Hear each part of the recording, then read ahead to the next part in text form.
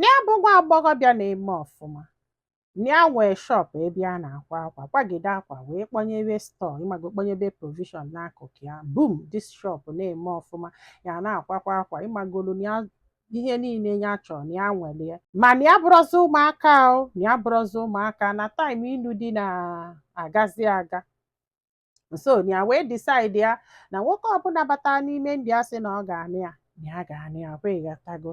Then o nwekwenu ka anya si wee lie enyi dị ime, na ya ga-ebu ya bụ nwa. Ihe a bụ decision ya duto n'oge na-agazi aga. Na ya ma nkwe ka onye ọbụla ga-atụba ya ime malụ na onye nwatụbara ime, maka na ya chọrọ echi niile ofu nwoke abịa sị anya bịa ka eme nna ka eme ibie na nwa bụ nke, na ọ bụ na ya na nwoke na-akwụ ya mara alụ na ya dị ime, ya ahapụ nwoke afọ chọọ onye ọzọ, ya wee confuse onye ka ọ ghara ịma n'ọnwụ ya, maka na ya chọrọ mkpesa.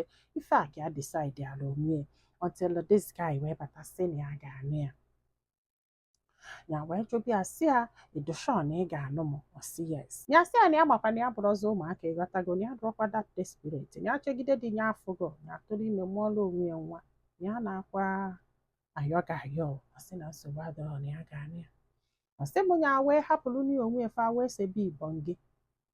Ozugbo ya tụọrọ ime, ya wee kwa ya sị ya na ya adụghị ime, ya bịa ka o mee ego, na ya chọrọ ka ya bugedibe afọ, ịghọta, na-awa ya na o nwere onye ga-anụ ya.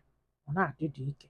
Ya ewere aka nri na-ayọ this man, cha were aka ekpe na-ayọ this man. A na-ekwu afọ n'ebu, a na-ekwu afọ n'ebu. Ya wee jebe antenatal ruo mee scan, enene ọ bụrụ nwa nwoke. Ka ọ bụzi nwa nwoke, this guy dosia happy. Ya na-echezikwenu maka na etu ọ bụ nwa nwoke na ọ ga-abịa n'egie. Ịka sịkwa ya eme n'elu mee n'ala, ịka sịkwa ikepụla ọtọgbu ya n'ife o mezi bụ na ya da-afụzi ya, kpe ya n'elu, kpe ya n'ala, kpe ya n'etiti na abụọ. Ịka sịkwa ya akpọkọta ya chaa. Mana ịbịa na-akpọ ya na drop meseji, ịfụ dat na line ya ka na-aga aga, mana ya ekwenu ma ọnụcha ukwenu okwucha. Ya wee buru afọ ime, ebusi afọ ime, mụọ nwa wee tobe.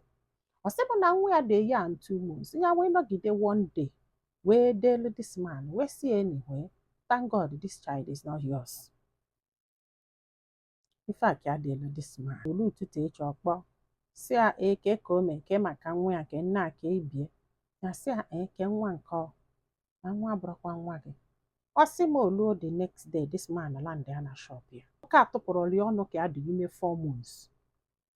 Land ya na shop ya ka nwa dị a year and 2 months. Wee sị ya ma ọ sị na nwa abụrụ nke ya. Sị ya na nwa abụrụ nke, na ọ bụrụ na nwa bụ nke gị, where are you? No, where are you? Kedu ebe ị nọ since afọ?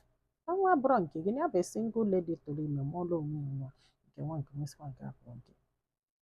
This man na-acha ajikwa sị ya ma ọ sị na nwa abụrụ nke ya bịa ka eje mee DNA. Ọ sị na nwa abụrụ nke ya bịa ka ya wesị ya na ya ma nje. Ị na-anụ m anụ?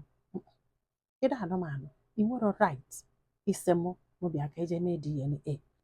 Ọ sị m na ọkwa nsogbu ya nọ na ya kịta. This man wee na-aba ife ya ga-eme, ife ya ga-eme. N'ife okwuzi kịta bụ na ya ga-eteke etu court ka o jee mee DNA.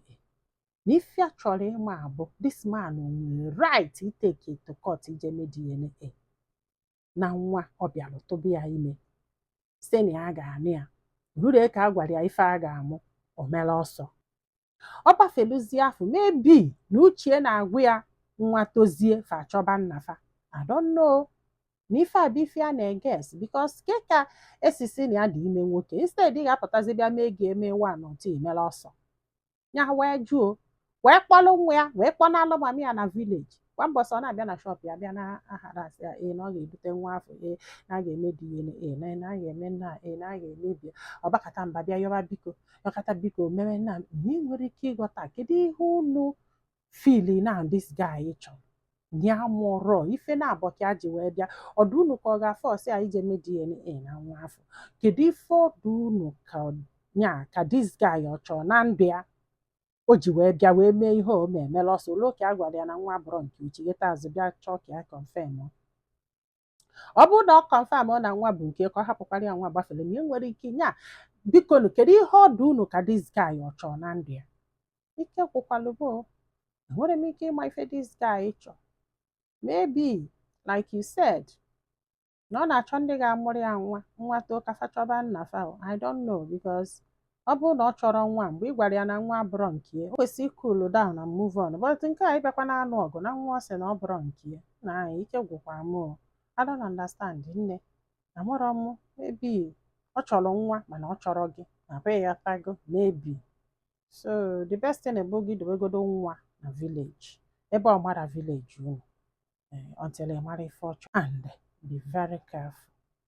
Be very careful. In fact, ihe na-achọ ịgwa gị kịta bụ go to police station ka ede restraining order nye until mgbe ọ ga-etekizi gị to court. O nwere ike ọ bụrụ na ọra ntị ka ọ na-ara ntịgharị ghọtago because ọ dịrọ serious. Amara m court ọ ga-abịa gwafa na nwaanyị dị ime 4 months ime nye abandon no ka ọ sị gị na nwa abụrọ nke ya land from nowhere ghọtago so egodi restraining order before a na-akọ anything. Ị bịakwa na comment section 2 bịa mara ife ndị mmadụ ga-agwa gị ndị be anyị daalụ nọ ka ọ dị n'ụbọchị ọzọ